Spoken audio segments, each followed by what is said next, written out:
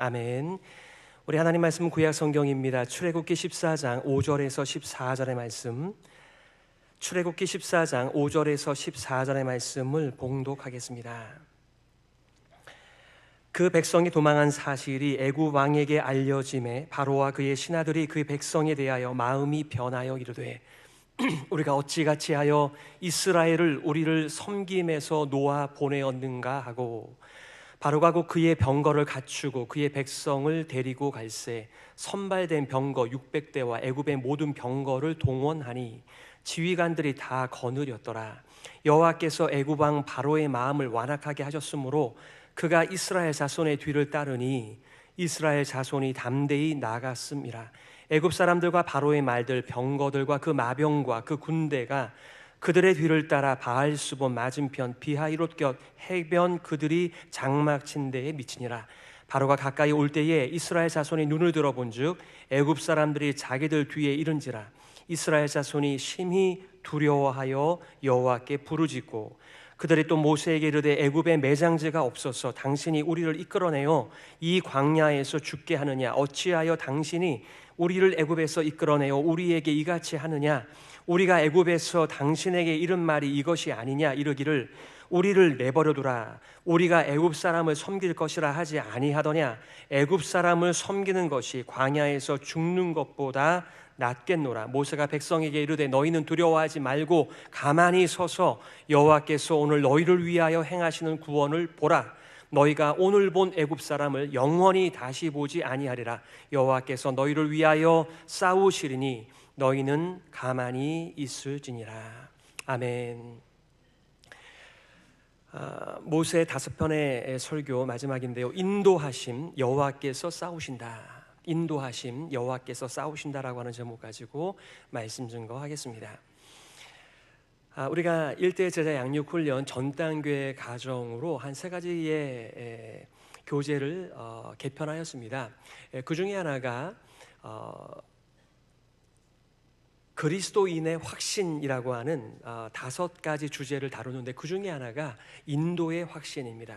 잠언 3장 5절과 6절의 말씀이죠. 너는 마음을 다하여 여호와를 의뢰하고 내 명철을 의지하지 말라. 너는 범사에 그를 인정하라. 그리하면 내 길을 지도하시리라. 아멘. 이게 Five Conviction 속에 그 인도의 확신이라고 하는 구절입니다. 저는 여러분들에게 질문하고 싶습니다. 여러분 하나님의 인도를 받고 계십니까? 여러분 하나님의 인도를 받으신 특별한 경험들이 있습니까? 그것이 여러분에게 간증이 되고 여러분에게 노래가 되고 있습니까? 여러분은 하나님께서 레슨 주실 때, 하나님께서 인도하실 때 그 인도를 잘 받으시는 분들이신가요? 아니면은 잘 받지 못하시는 분들인가요? 여러 가지 질문을 이 하나님의 인도하심 앞에서 우리가 질문하며 살아갈 수 있을 것 같아요. 오늘 여러분들과 4가지를 나누려고 합니다. 설교적 아웃라인이라기보다는 오늘 본문의 말씀의 아웃라인으로 볼 수 있는데요, 첫 번째는 모세와 이스라엘을 인도하신 하나님, 두 번째는 하나님의 인도를 신뢰하지 못하는 이스라엘, 세 번째는 하나님의 인도를 신뢰하는 모세, 네 번째는 하나님 인도의 결과입니다. 자, 먼저 모세와 이스라엘을 인도하신 하나님이십니다. 출애굽기 13장 17절에 이렇게 말하지요. 바로가 백성을 보낸 후에 블레셋 사람의 땅의 길은 가까울지라도 하나님이 그들을 그 길로 인도하지 아니하셨으니 이는 하나님이 말씀하시기를 이 백성이 전쟁을 하게 되면 마음을 돌이켜 애굽으로 돌아갈까 하셨습니다. 아멘. 우리 인생들은 모두가 좋아하는 길이 있습니다. 바로 지름길입니다. 숏컷입니다. 한국 사람들 보니까요, 이 아파트 길에 이렇게 펜스를 쳐놨는데 철로 만든 펜스예요. 그런데 심지어는요, 그걸 돌아가기 싫어서 그 철을 어떻게 잡아 뜯었는지 거기다가 구멍을 만들어서 그 짧은 길로 돌아다니는 것을 통과하는 것을 보았습니다. 여러분, 우리 모두가 다 돌아가는 길을 원치 않습니다. 돌아가는 길은 하나님께서 인도하시지 않는 길 같습니다. 오히려 하나님께서 우리에게 힘주시고 인도하신다면 우리가 알지 못하는 그런 신기한 지름길을 허락하여 주셔서 빠른 시간에 도착하는 거, 빨리 출세하는 거, 빨리 집장만 하는 거, 빨리 학위를 따는 거, 이거 전부 다 하나님의 은혜인데 이게 늘어지는 것은 하나님의 인도라고 볼 수가 없는 것이지요. 우리의 정서가 그렇다는 말인데, 오늘 본문에 이 말씀을 보면 이게 무슨 하나님의 인도야 라고 생각하는 여지가 있다는 것이죠. 가나안 땅으로 가는 지름길은 이 왕의 대로 킹스 하이웨이를 따라 3일 길에도 가나안까지 갈 수 있어요. 그런데 하나님께서 의도적으로 그 길로 인도하지 않았다. 그 킹스 하이웨이로 인도하지 않은 것이 하나님의 인도라고 오늘 본문은 말하고 있습니다. 그 이유를 이렇게 말씀하셨습니다. 이 백성이 전쟁을 하게 되면 마음을 돌이켜 애굽으로 돌아갈까 하셨습니다.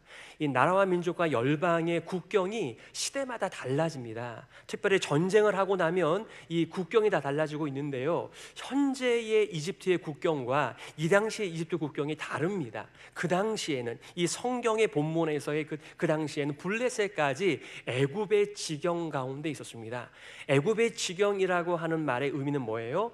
중요한 군사적 요충지마다 혹은 경제적 요충지마다 이 애굽 군대가 주둔하고 있다는 것을 의미하는 것이고, 만약에 그 짧은 길을 갈 때에 이 오합지절에 가까운 이스라엘 백성들이 전쟁을 두려워하여 애굽으로 다시 되돌아갈 수 있다는 것을 하나님께서 염려하신 거죠. 하나님께서는요, 우리의 체질을 아세요. 우리 기도할 때 하나님께서는 우리들에게 좋은 것을 주십니다. 저는 그걸 거절합니다. 아니요, 하나님께서는 우리들에게 좋은 것을 주시는 분이 아니시고요, 가장 좋은 것을 주시는 분입니다. He always gives us best things, best way. 그게 하나님께서 우리를 인도하시는 방법이세요. 문제는 우리가 그것을 잘 받아들이지 못하는 것이죠.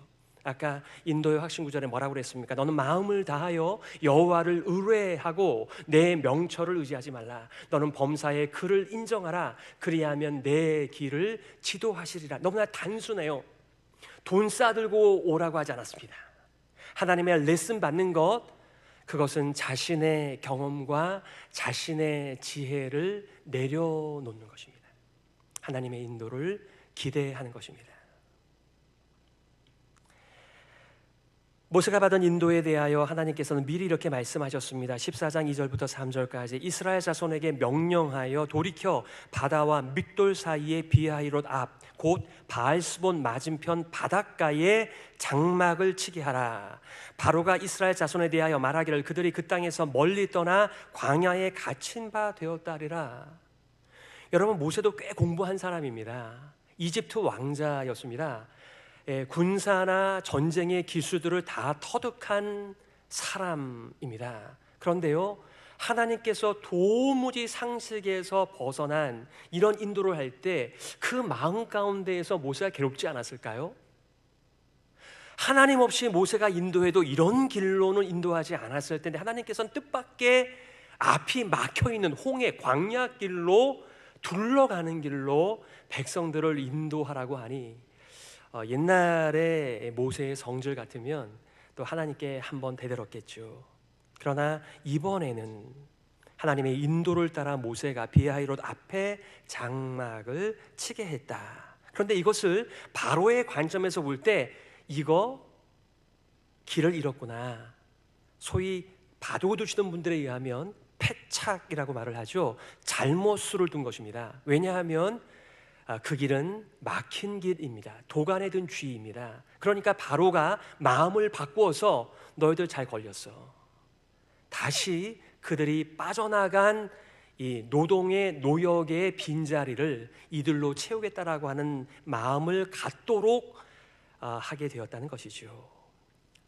하지만 하나님께서 하나 더 모세에게 하나님께서 이런 인도를 주시는 이유를 이렇게 말씀하셨어요. 4절이죠. 14장 4절. 내가 바로의 마음을 완악하게 한즉 바로가 그들의 뒤를 따르리니 내가 그와 그의 온 군대로 말미암아 영광을 얻어 애굽 사람들이 나를 여호와인 줄 알게 하리라 하심에 무리가 그대로 행하니라.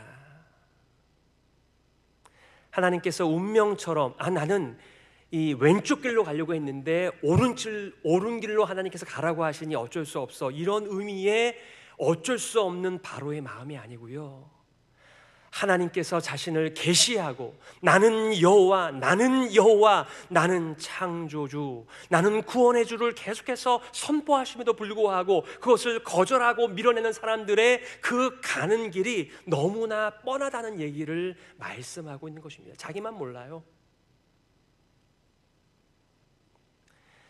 14장 5절과 8절 이어지는 바로의 후예입니다. 그 백성이 도망한 사실이 애굽 왕에게 알려짐에 바로와 그의 신하들이 그 백성에 대하여 마음이 변하여 이르되 우리가 어찌같이 하여 이스라엘을 우리를 섬김에서 놓아 보내었는고 후회합니다. 탄식합니다. 그리고 그들이 빠져나가 보니 그들의 빈자리가 너무나 컸습니다. 그 허들의 일을, 그 고통스러운 노역의 일을 애굽인들은 감당할 수 없었습니다.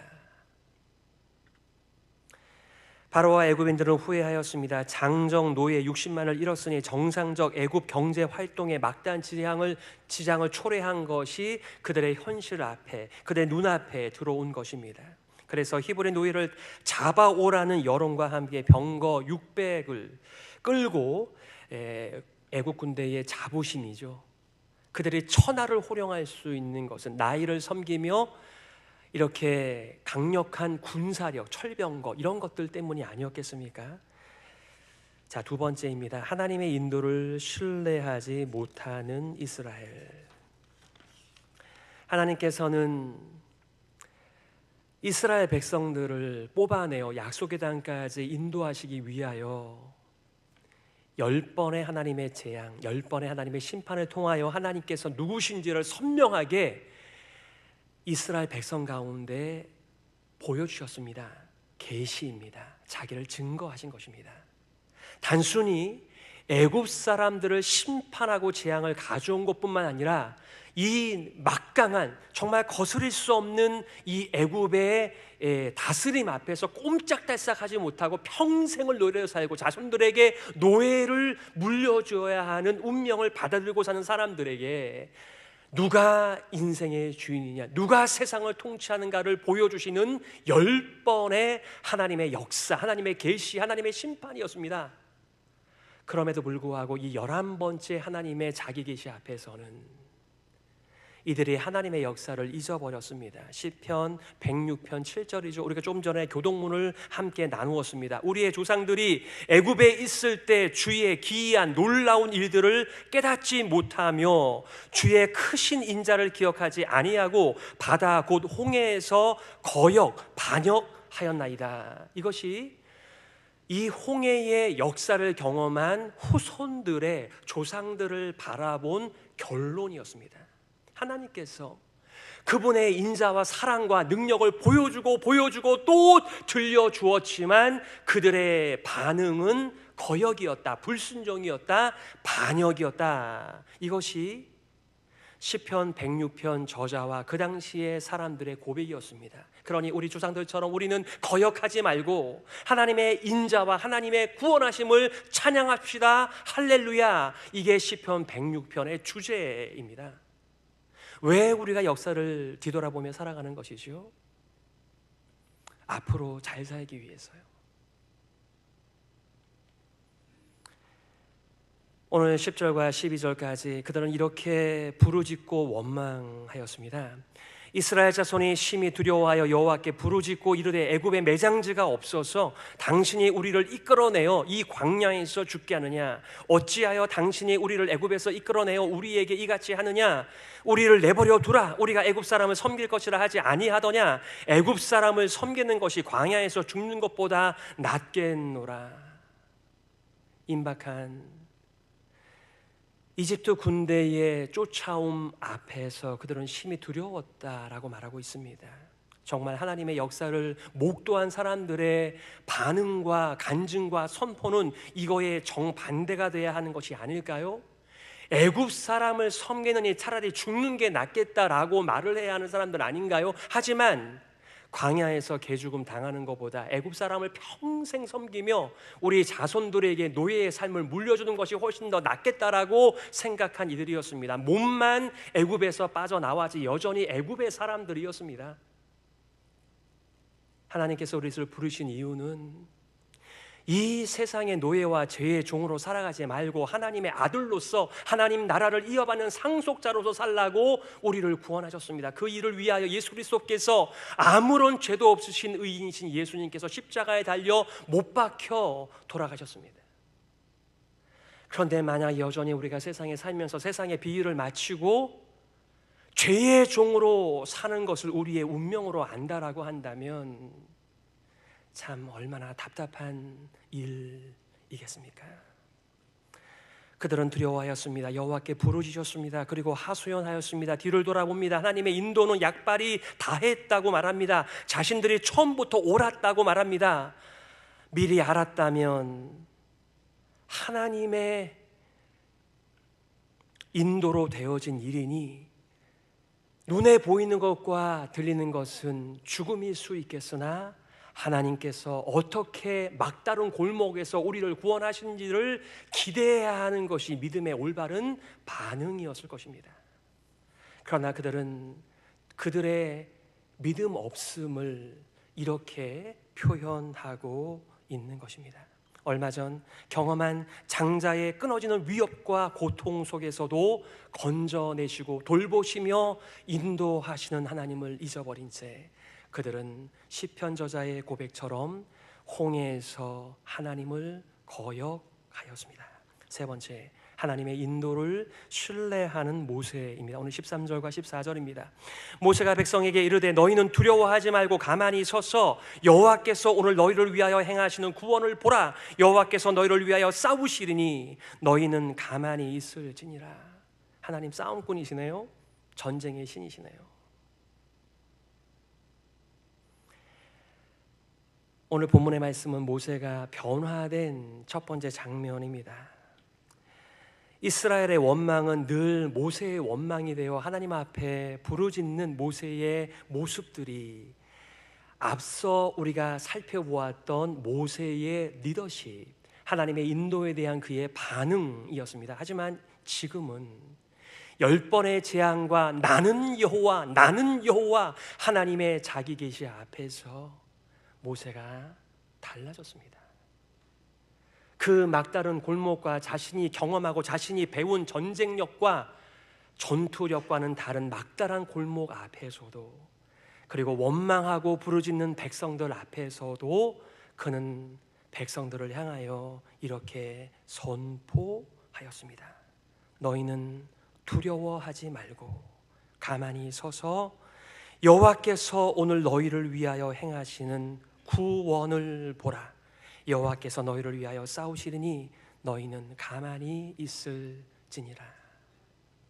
우리의 외롭고 힘든 인생 속에서 누군가 나의 편이 되어준다라고 하는 것은 커다란 힘이 될 것입니다. 게티스버그 전투를 앞에 놓고 많은 사람들이 기도하였다라고 하죠. 링컨 대통령은 이렇게 오히려 요구하였다고 합니다. 하나님께서 너희의 편이 되어주시기를 기도하지 말고 너희가 하나님 편에 서라라고 말이죠.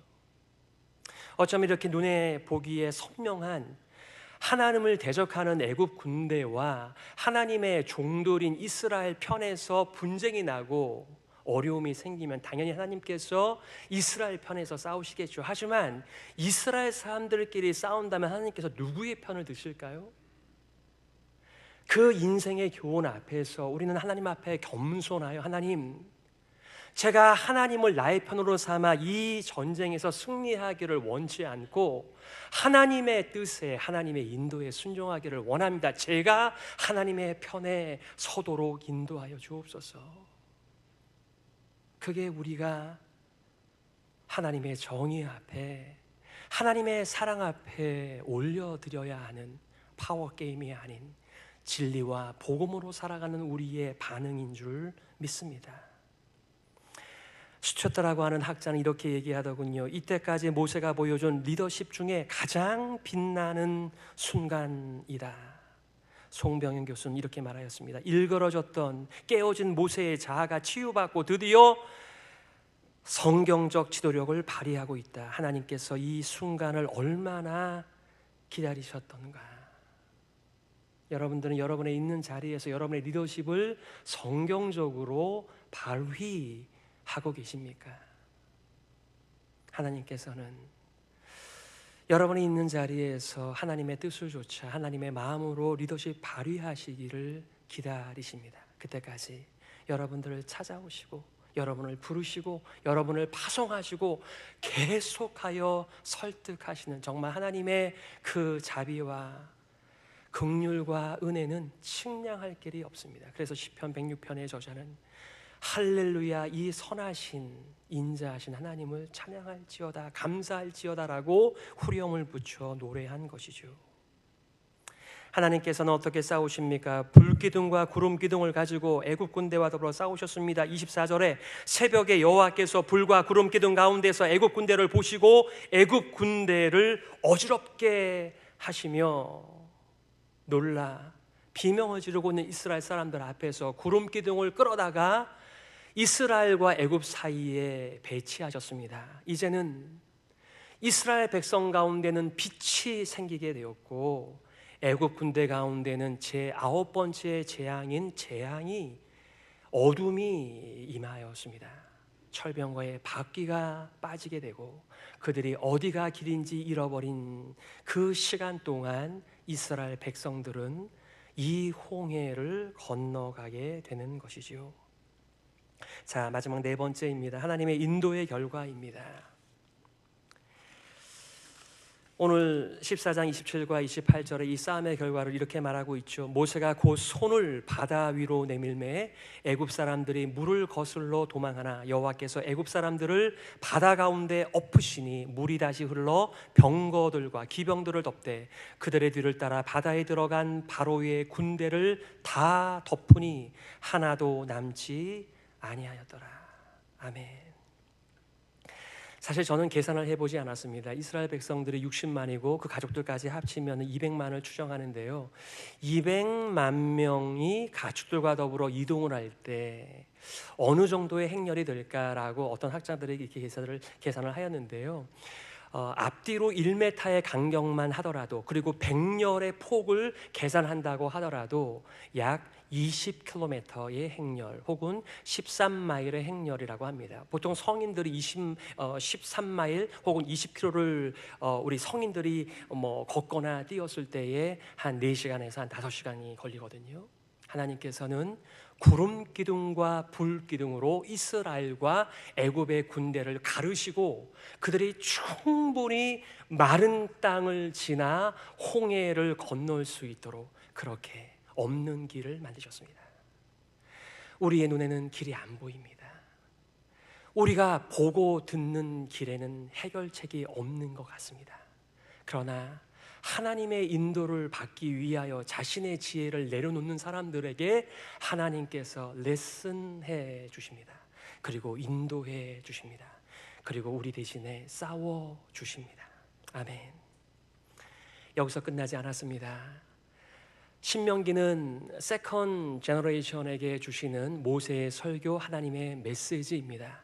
그러니까 소위 말하면 이제 모세가 죽기 전에 마지막 메시지를 길게 설교로 이 세컨 제너레이션들에게 주고 있는 메시지 아닙니까? 신명기 6장 21절부터 24절까지 이 여호와의 인도하심을 전달하는 과정의 메시지인데 제가 2구절만 읽겠습니다. 너는 내 아들에게 이르기를 우리가 옛적에 애굽에서 바로의 종이 되었더니 여호와께서 권능의 손으로 우리를 애굽에서 인도하여 내셨나니 곧 여호와께서 우리의 목전에서 크고 두려운 이적과 기사를 애굽과 바로와 그의 온 집에 베푸시고 우리 조상들에게 맹세하신 땅을 우리에게 주어 들어가게 하시려고 우리를 거기서 인도하여 내시고. 이 세상 사람들과 하나님의 백성 사이의 차이가 무엇입니까? 세상 사람들은 자신의 지혜로 자신의 인생을 살아야만 되지만 우리 성도들, 우리 크리스천들은 하나님의 지혜를, 하나님의 인도를 받으며 살아가는 것이 결정적 차이입니다. 드디어 이 모든 일에 대하여 모세가 노래를 합니다. 미리암이 노래를 합니다. 이스라엘 백성들이 노래를 지어 하나님의 성호를 찬양합니다. 출애굽기 15장 1절이죠. 이때에 모세와 이스라엘 자손이 이 노래로 여호와께 노래하니 내가 여호와를 찬송하리니 그는 높고 영화로우시며 말과 그 탄 자를 바다에 던지셨음이로다. 아멘. 그들에게 공포를 심어주며 그 말발굽 소리만 들어도 긴장하며 바짝 쫄아서 살 수밖에 없는 이스라엘 백성들에게 하나님께서 대신하여 그 말과 군대를 홍해 바다에 던져 놓으셨다. 그들이 힘이 없어 자기가 10달 동안 품었던 남자 자기의 아들을 날강에 버려야만 했던 비극적인 역사를 뒤로 하시면서 하나님께서 대신 원수 갚으심, 하나님께서 대신 싸워주심 앞에 우리 하나님의 백성들은 감동하는 거죠. 감사하는 거죠. 찬양을 올려드리는 것이지요. 이 홍해 사건을 사도 바울은 고린도 전서에서 이렇게 표현하고 있습니다. 홍해를 지나며 모세와 이스라엘 백성들이 하나가 되었던 것처럼 우리가 세례를 받음으로 그리스도와 연합하여 그리스도께 순종하는 자들이 되자, 이런 메시지입니다. 모세에게 속하여 다 구름과 바다에서 세례를 받고 이러한 이는 우리의 본보기가 되어 우리로 하여금 그들이 악을 즐겨 한 것 같이 즐겨 하는 자가 되지 않게 하려 함이니. 아멘. 역사에 대한 지식이 있다고 그것이 우리의 인생 속에 작동하는 것은 아닌 것 같습니다. 역사에 대한 지식을 오늘의 나의 삶과 우리의 공동체 가운데 적용하는 그 지혜야말로 하나님의 인도를 받는 길인 줄 믿습니다. 사도 바울은 이스라엘 백성들이 홍해를 건넌 것은 단순한 탈출 정도가 아니라, 목숨을 부지한 사건 정도가 아니라 그들의 지도자와 더불어 한몸 되는 길이었다라고 말합니다. 그럼에도 불구하고 끝까지 한 몸이 되지 못한 사람들이 광야에서 방황유리하다가 죽음을 당하게 되었으니 사도 바울의 말, 이제는 예수 그리스도와 연합하여 우리는 그리스도께 순종하며 한 몸을 이루며 이 길 걸어가자라고 촉구하고 있는 메시지입니다. 말씀을 요약하겠습니다. 하나님께서 이스라엘을 홍해 광야 길로 인도하셨습니다. 하나님께서는 사람의 체질을 잘 아시기에 그래서 지름길이 아닌 우회의 길을 통하여 인도하셨습니다. 쫓아오는 바로와 군대 앞에 하나님과 모세를 향해 원망하며 부르짖는 저들에게 하나님의 하나님 되심과 혼란의 물을 다스리며 가로막힌 바다의 대로를 열어 자기의 백성을 구원하셨습니다. 10번의 재앙과 심판과 나는 여호와라고 하는 증거와 함께 홍해의 사건을 통하여 하나님이 어떤 창조주이시며 구원자이신지를 선명하게 애굽과 이스라엘 백성에게 선포하셨습니다. 그럼에도 불구하고 끝까지 하나님과 그의 백성을 대적하던 바로와 애굽의 군대와 그들의 자랑과 우상을 바다 한가운데서 심판하셨습니다.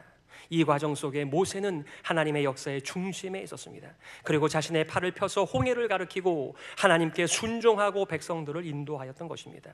하나님은 이 세상 그 어떤 것에도 비교할 수 없는 창조주 하나님, 구원의 하나님, 사랑의 하나님이십니다. 우리는 이 땅 예배하며 자랑하지 않고 하나님 예배하는 하나님의 백성으로 구원받은 일, 우리의 과거의 많은 선택들 중에 최고의 선택으로 알아 오늘 이 시간에 예배의 현장 가운데 나와 있습니다. 그러므로 사랑하는 성도 여러분, 옛사람과 옛세상이 고개를 쳐들고 여러분을 공격할 때 두려워하지 마시기를 바랍니다. 대신 하나님을 신뢰하며 가만히 서 있으시기를 바랍니다. 가만히 있으시기를 바랍니다. 그리고 여호와께서 자기 백성을 위하여 어떻게 싸우시는 것을 주목하시기를 바랍니다. 그 하나님이 어떻게 우리를 구원하시는지 경험하시기를 바랍니다. 그리고 그 신적인 구원의 경험과 살아있는 지식으로 무지하며 여전히 불신하며 가만히 있지 못하며 비명지는 자들을 향하여 외치시기를, 증거하시기를 바랍니다. 홍해를 지나며 모세와 백성이 하나 된 것처럼 예수 그리스도와 연합하여 생명의 지도력을 발휘하는 역량이 있는 제사장들이 되시기를 바랍니다. 예레미야가 3장 25절 26절에서 무너진 예루살렘을 바라보며 하나님의 자비와 긍휼로 숨을 쉬던 예레미야는 이렇게 고백하였습니다. 기다리는 자들에게나 구하는 영혼들에게 여호와는 선하시도다. 사람이 여호와의 구원을 바라고 잠잠히 기다림이 좋도다. 하나님은 여러분을 찾아오십니다. 여러분을 부르십니다. 여러분들을 보내십니다. 그리고 여러분들을 인도하십니다. 볼지어다 내가 세상 끝날까지 너희와 항상 함께 있으리라. 아멘. 이 신실하신 하나님을 굳게 믿고 두려움과 세상을 이기고 살아가시기를 예수 그리스도의 이름으로 축복합니다. 이 시간의 말씀을 기억하면서 이렇게 기도했으면 좋겠습니다. 하나님 아버지, 하나님의 부르심과 보내심 앞에 의심하지 않고 두려워하지 않게 하여 주시기를 원합니다. 하나님을 신뢰하며 가만히 서서 하나님을 믿고 잠잠히 기다리게 하여 주옵소서. 하나님의 인도에 끝까지 순종하는 우리 헤브론 교회에 쓰임받는 교회 되게 하여 주옵소서. 우리 말씀 기억하면서요 함께 기도하며 나아가겠습니다.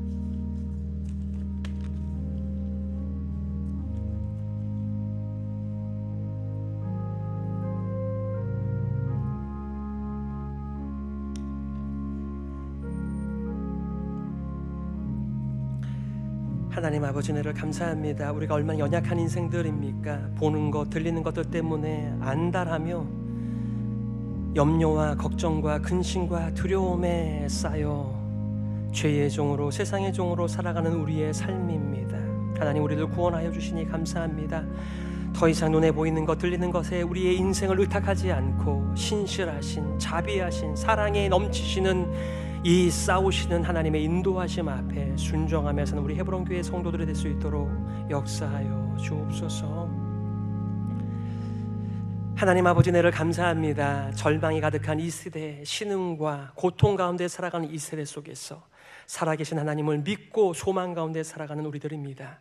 우리가 경험한 신실하신 하나님의 인도하심을 자랑하며 간증하며 선포하며 제사장의 사명 감당한 우리 헤브론 교회가 되게 하여 주옵소서. 예수 그리스도의 이름으로 기도드립니다. 다 같이 일어나